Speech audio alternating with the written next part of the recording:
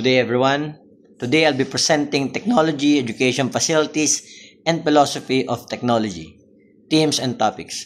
This chapter focuses on the importance of facilities in promoting technological literacy and preparing learners for a rapid changing society. Let me start this presentation with a question. Why is there a need for technology education facilities? Will you agree with me if I say that as technology advances, education faces constant challenges?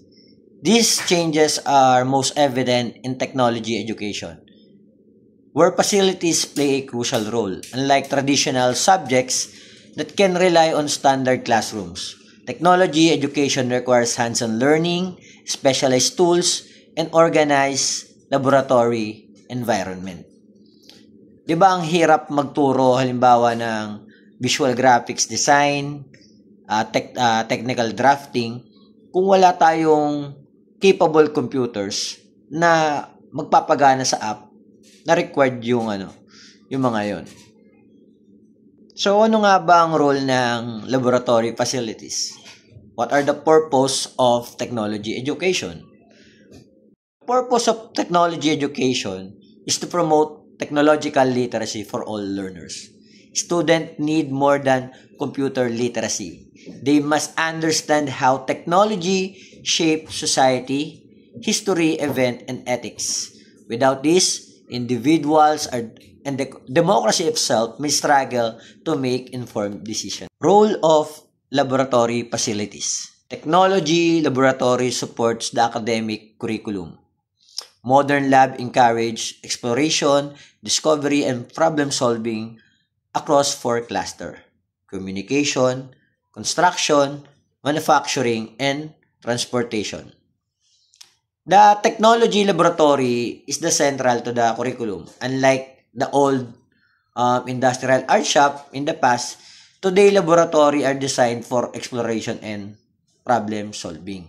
Now, through that, if the student experience yung mga ginagawa sa industry, they can communicate their thoughts to other student, construct actual projects, gamit yung mga facilities na meron dun sa laboratory. The classroom turns into a more meaningful and lifelong learning or lifetime learning, since the student already experience what it's like to handle those facilities, those equipment in the laboratory. Objective of technology education facilities is to provide a high quality, long-lasting, and flexible learning environment. The key consideration for this are the physical arrangement, accommodation of the instructor, the changing role of the school, and the philosophy of facility design and development. Technology education facilities must provide the best learning experience possible, designed to last for long decades. They should be flexible, attractive, and adaptive for future technology. Lab should be centrally located in school so that they can integrate with other subjects. Most importantly, they must support safe and effective teaching and learning. Today, the focus is shifting more from teacher-centered to learner-centered instruction. So the design of the laboratory should adapt to that kind of change. That means facilities must allow students to take more responsibility of their own learning, while the teacher act as a guide. Types of laboratories. Historical types of facilities has 3 kinds. Unit shop, focus on one activity, for example, machining, automotive. So there's a special one activity on a certain shop. Second is yung general shop, which focus more on one material. A shop dedicated, for example, for metal, for wood, for ceramic. Then third is a comprehensive general shop, which integrate various material and processes. that has auxiliary spaces that include resource room, seminar room, storage, finishing areas, and teachers' offices. In the past, these facilities are often isolated from the rest of the school. They were considered noisy, dusty, and mostly for students who were not headed to college. This gave a rise to a dumb ground mentality, an outdated idea that unfortunately still lingers in some school today. Alam naman natin yan, lalo na siguro sa mga public schools na kung saan nag-offer kayo ng STEM, UMS, ABM at the same time TechVoc or technical vocational. No? Most of the student na nandun sa TechVoc is nagkakaroon ng stereotype, no, na pagka nandun ka sa course na yon o sa subject na yon is medyo mahina, no? So parang nagiging option na lang siya ng ayaw na magtuloy sa college. But today, there's a growing recognition that all students need technological competence to succeed in a global economy. However, confusion still exists, especially between educational technology and technology education. This is two different concepts requiring different types of laboratories. To add to this, even disciplines like physics and chemistry are adapting their curricula with technology application. Because of this complexity, local technology teachers, we play a vital role. We must guide the administrators, school officials, and the community to better understand what facilities are needed and why technology education is essential in building technological literacy. At this point, it is very important to make a clear distinction between educational technology and technology education.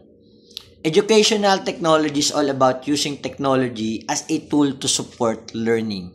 For example, when we use computers, projectors, or app to make lessons more interactive, that's educational technology. The focus here is on how technology help us teach better. On the other hand, technology education is a separate curriculum area. This is where students actually learn about technology itself, its tool, processes, materials, and its impact on society. In this case, students are not just using technology, but they are also getting hands-on experience in laboratories such as communication system, construction, etc., etc. To simply put, educational technology is teaching with technology, while technology education is teaching about technology. Both are important, but they serve different purpose in learning process. Let's talk about facility planning and organization. Planning and organizing technology education facilities is a complex process that requires collaboration among educators, administrators, and the community. First, the design must be rooted in the school mission and philosophy. Without this foundation, any curriculum or facility will lack direction. Second, curriculum plan is essential. It cannot be static. It should be a living document that evolves as technology changes.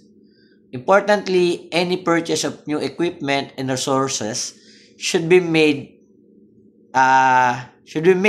if it directly supports the curriculum.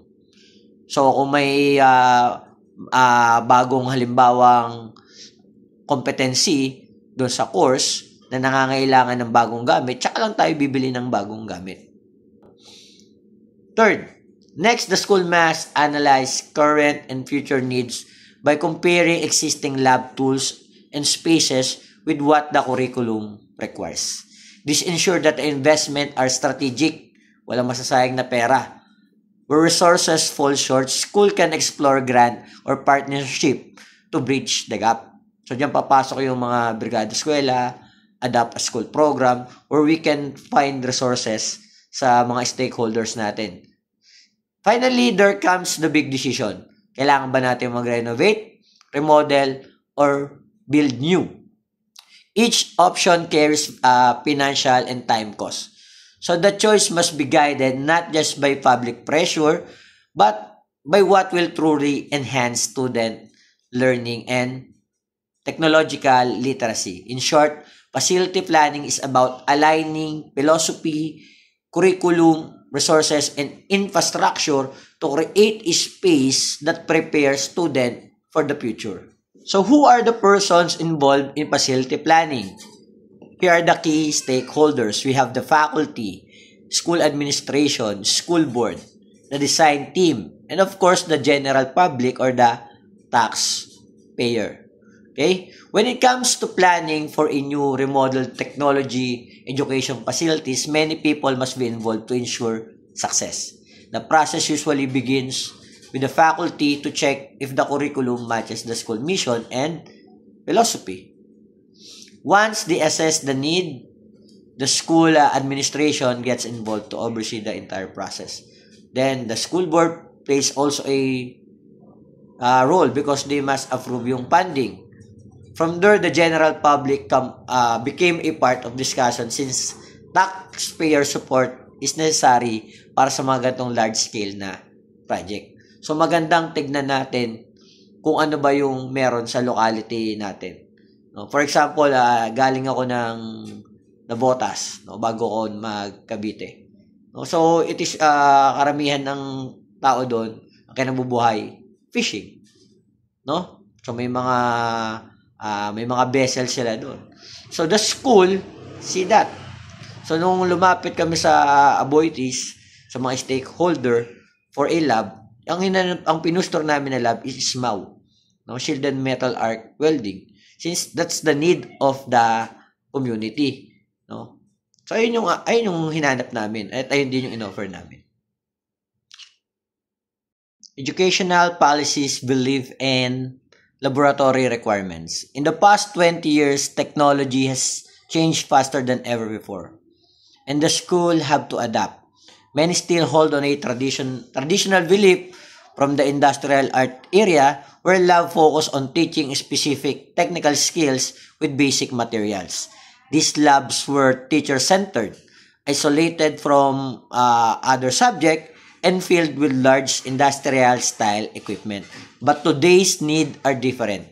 We are in information society where students must become technologically literate to succeed in a global workspace. This has led to the rise of technology education labs, which are flexible, student-centered, and system-based. Instead of focusing on the material, then integrate communication, construction, manufacturing, and transportation.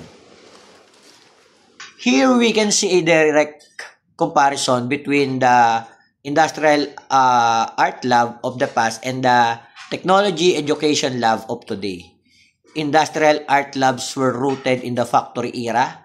They were designed to develop technical skill, focus on material like wood or metal, and relied heavily on the teacher as the main source of knowledge. These labs were often isolated from the main building of the school, filled with large industrial equipment, and duplicated across among many stations. In contrast, technology education lab reflects the information age. Their goal is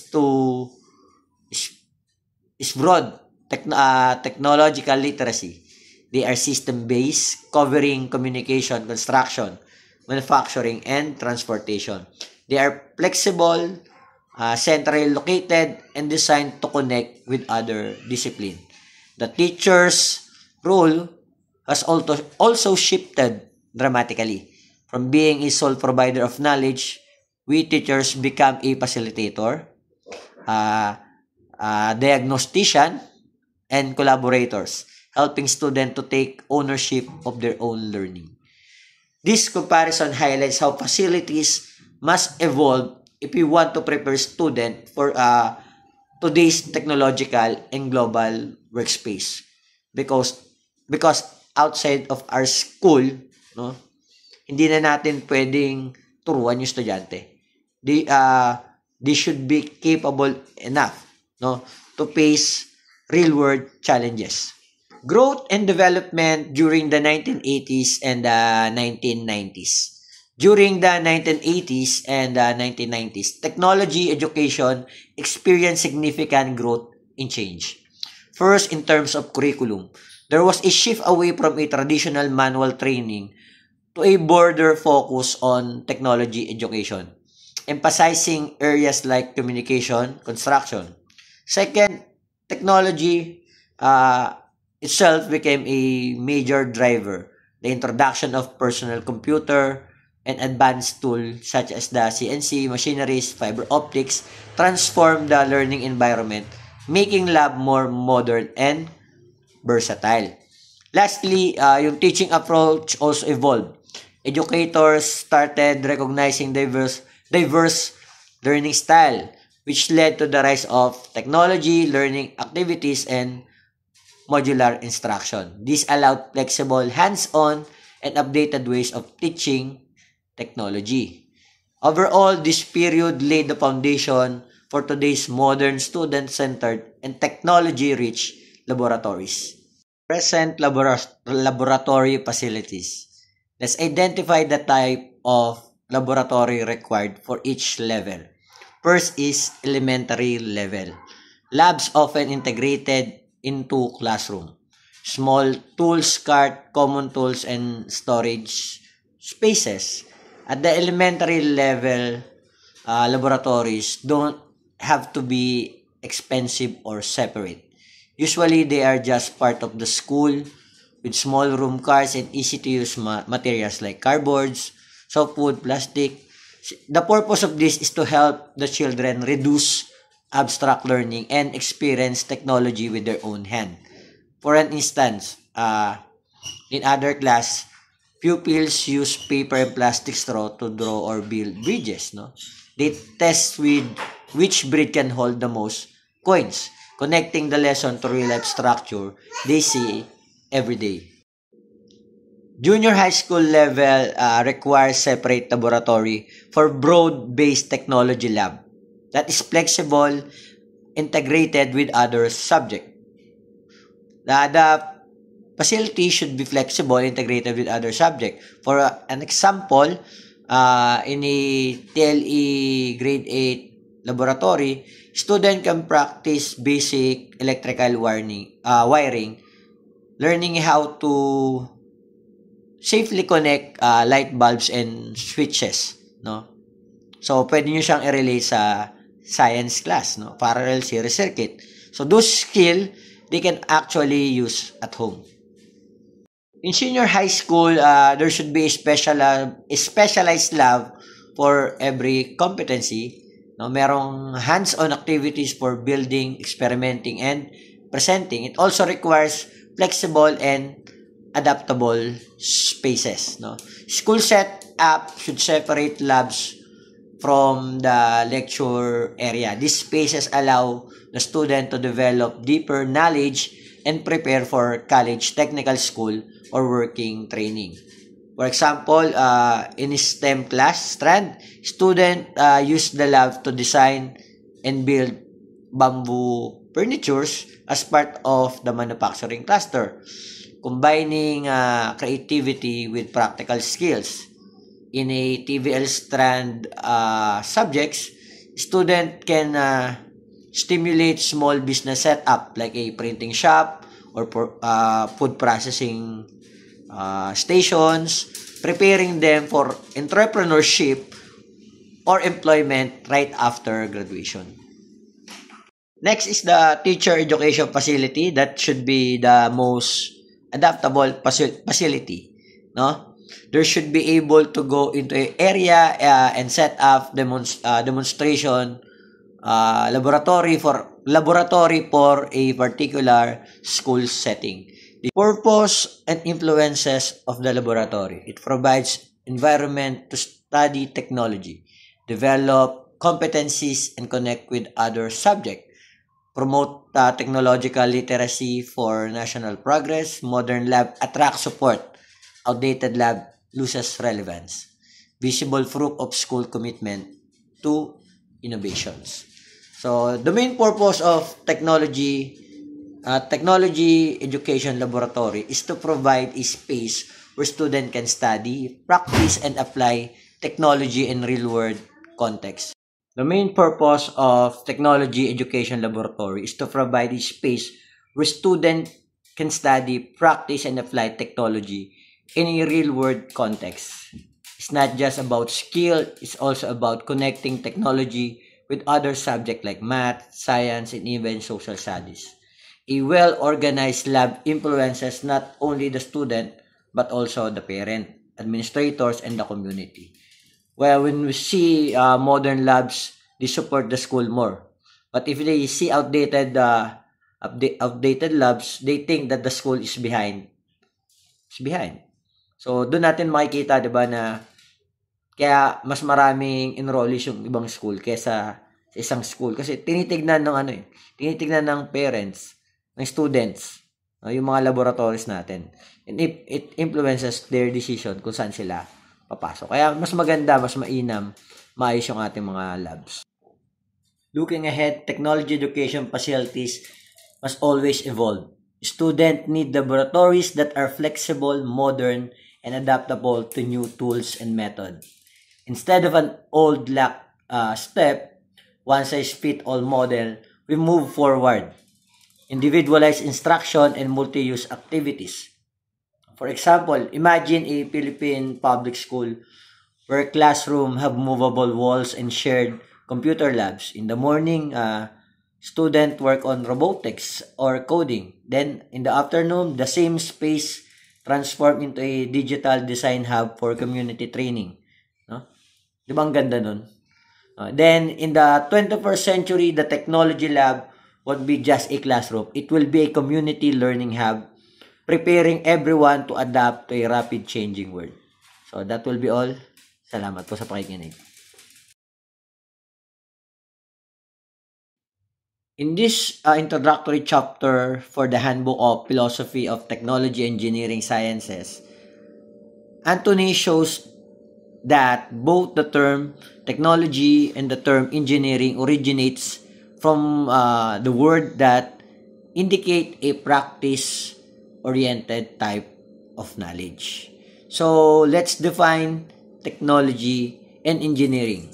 What are the origins of the term? Technology comes from the Greek word techne, which means knowledge of making, and engineering comes from Latin ingenera, which means to produce or generate.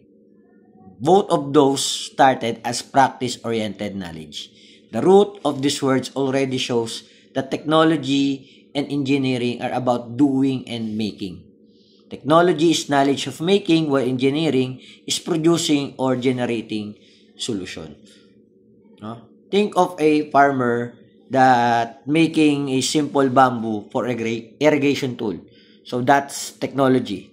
So engineering, no, is making a full water pump system out of it.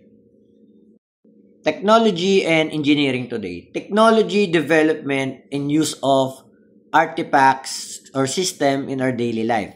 Engineering, it is the professional practice of creating those system, while engineering science is the research and knowledge behind the engineering.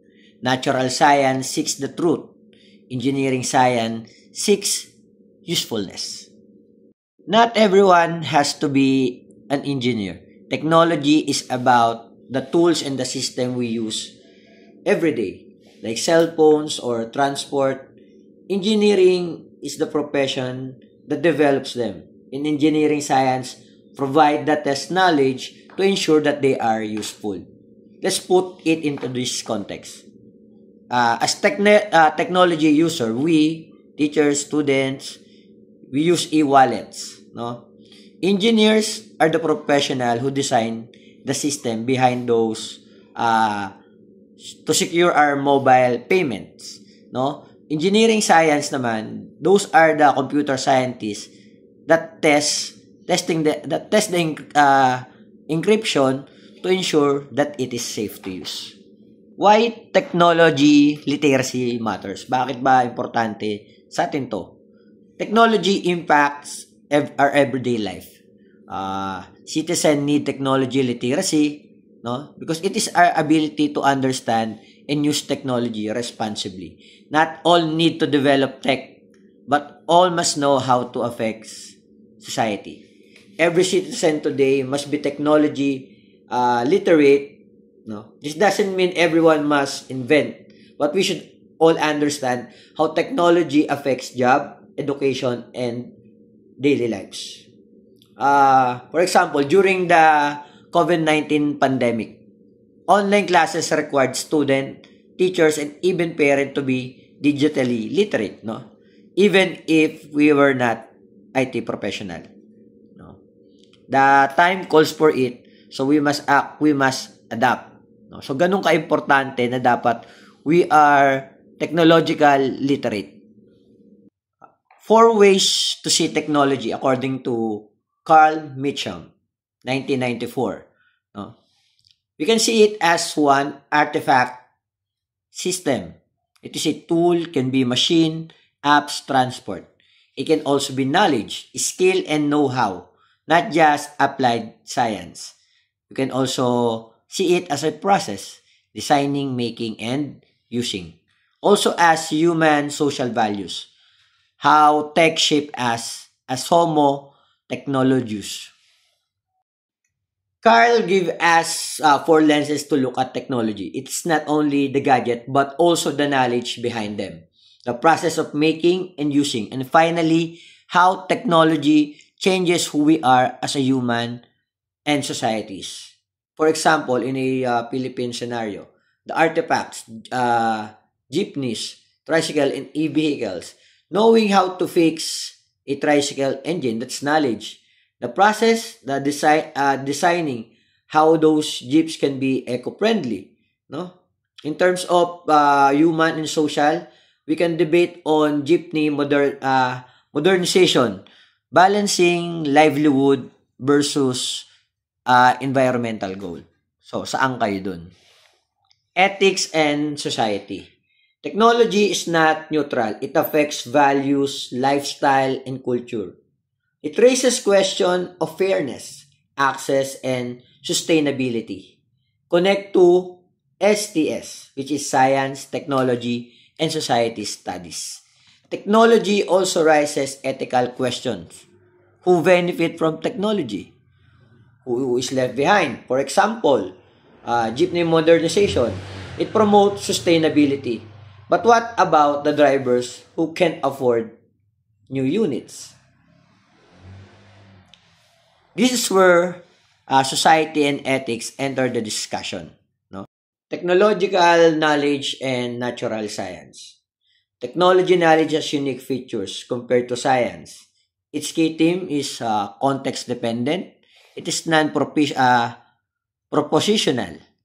It is based on argument, example, standard, and it is normative, or what should be. Unlike science, which aims to describe reality, technological knowledge often tells us what should happen. It is shaped by context, agreement like standard, and norms such as rules of good design. Normativity of technology. Normativity is the knowledge about what should be, not just what it is. It is seen in the standard, good practices, rule of thumb, function. For example, a car function is to bring you from A to B. Even if it is broken or wala yang gas, the function of the car is still the same. Function in technology are normative. They express purpose, not just behavior. Diba? Sabi ko nga kanina, a broken car does not lose its function. It is just fail to perform. This is the difference between science, which actually describe what it is happening. Cause and effect reasoning in science and tech. Natural science, the cause and effect. If my hypothesis is right, then X will happen in an experiment. In technology, cause and effects in use. If I turn on a light bulb, it gives us light and heat. This describes functioning, not just the intended function. In science, reasoning predicts outcome or experiment. In technology, it predicts how an artifact will behave when used. But functioning, light plus heat, is not the same as functioning to illuminate. Means and end reasoning. Unlike cause effect, means and reasoning is flexible. It's about choices. For example, if your goal is light, you can choose many different means. And if you have a bulb, you can use it also for different multiple ends. It's either to light or to heat. Parallel in natural science. Even science has a kind of means and reasoning. Scientists design theories as tools to explain reality. Just like engineering design machines to solve problems. In both cases, the human element shapes knowledge. Models and modeling in engineering. What are models in engineering? In science, model explains what already exists in nature. But in engineering, models help us to create what does not yet exist.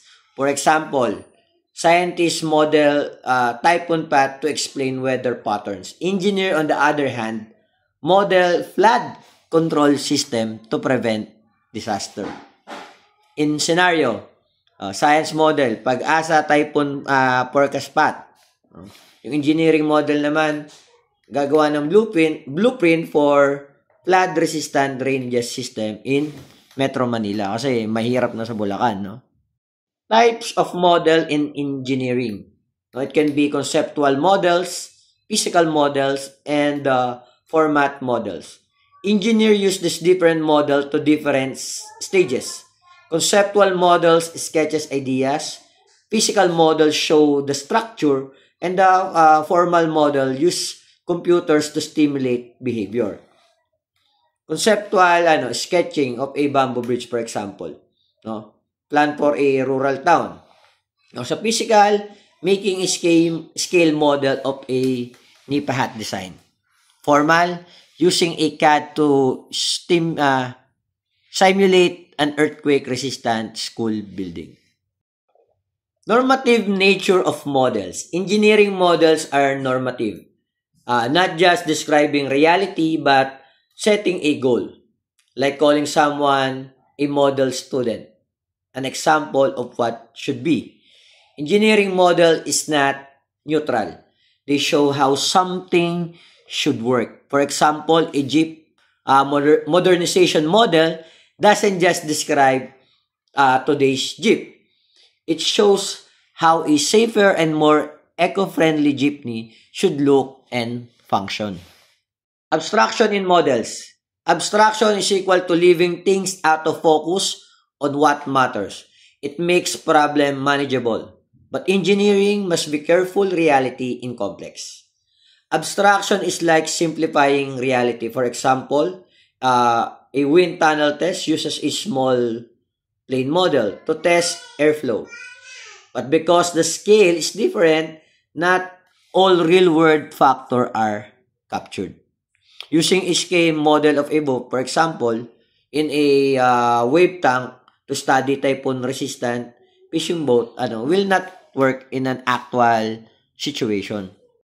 Idealization in models. Idealization, it is changing irregular details into simpler, regular ones. It help use math and make prediction. Bridge between real-world data and formulas. Idealization means smoothing reality. If measurements are messy, engineers turn them into a neat formula. For an instance, instead of using jagged traffic data, they idealize it into curves for easier road design and planning. Analogies in model. Model often use analogies to explain or design. Example, electrical circuit and water system. Wheel, see the shape.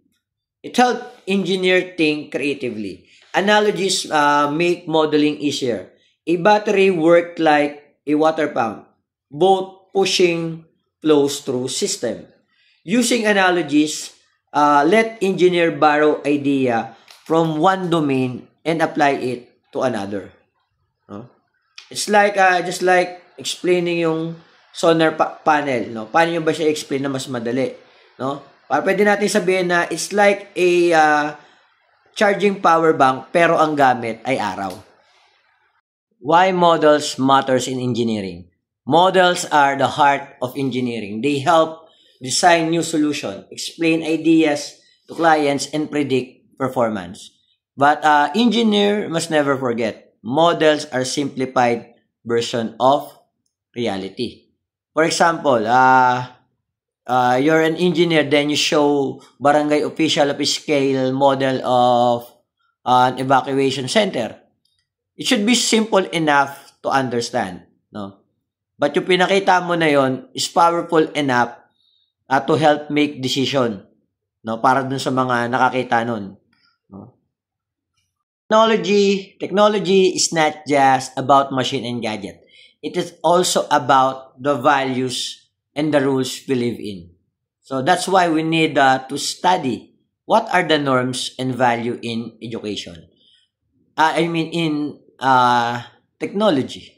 Values are the big ideas that we are care about, like safety or fairness. Norms are the rules we follow to make those values become real. For example, if we value safety, then the norm is wearing a helmet when you are using a motorcycle. Technology is value-laden. All view. Technology is neutral. It's just a tool. New views, technology itself carries values. Example, airbag shows the value of safety. Before, people thought technology was just neutral. It's like a hammer. It depends on how you use it. But philosophers argue that technology itself already carries value. For example, when a car has an airbag, it is because the designer valued safety. So values are built into technology. Another scenario is the jeepney again, modernization. It reflects values of safety and environment care. No? And the laptops, school laptops, no? Because we value education and accessibility, no? Kaya kailangan natin ng laptops at school. There are two types of norm. First, the constitutive norms. This define what it means to belong to a profession, like passing the PRC, exam for teacher. Second is yung regulative norms. These guides the higher goals like promoting sustainable development. Both are important in shaping technology. Just like pag sinabi nating constitutive, yung DepEd sa pagre-regulate ng mga license natin, pagka regulative, yung DepEd pushes for inclusive education through digital tools.